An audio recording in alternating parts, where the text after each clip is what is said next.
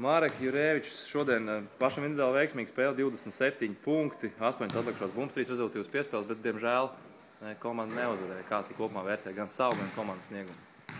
Es uzskatu, savu sniegumu varēja labāk vēl, jo pirmajā puslaikā, var teikt, tos viss punkts arī iemet.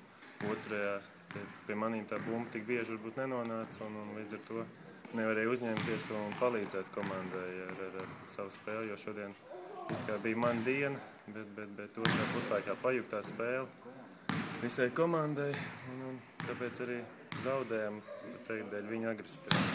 Kāpēc, tavuprāt, tad bumba nenonāca līdz pie tevis otrajā puslaikā tik bieži, kā varbūt vajadzēja?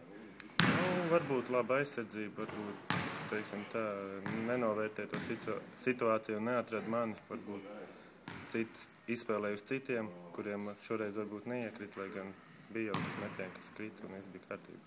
Pirmā puslaika beigās bija plus 11, kāpēc tavuprāt, tomēr zaudējām spēles iniciatīvu kontroli, nekontrolējām vairs notikumus laukumā, beigās tomēr zaudējām?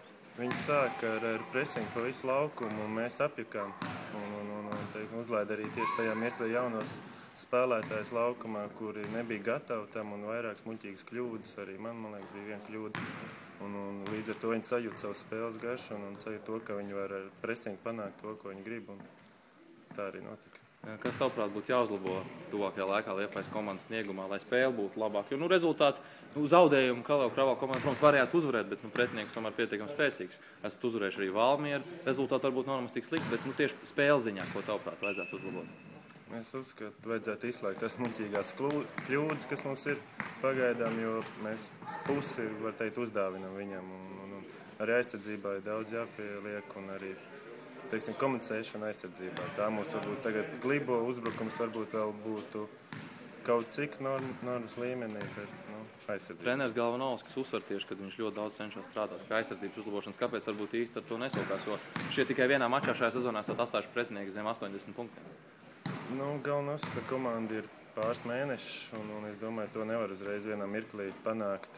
Teiksim, to, ko viņš grib no komandas, kāda aizsardzība grib. Daudziem tas ir pilnīgi kaut kas jauns, un viņi nesaprot, un jāpaiet laikam, lai saprastu, ko viņš grib no viņiem. Kādas ir tavas attiecības ar Liepājas klubu? Vai tev ir līgums un uz cik ilgu laiku, vai tev ir kādi piedāvājumi no ārzemju klubiem? Kādas ir tavas nākotnes perspektīvas?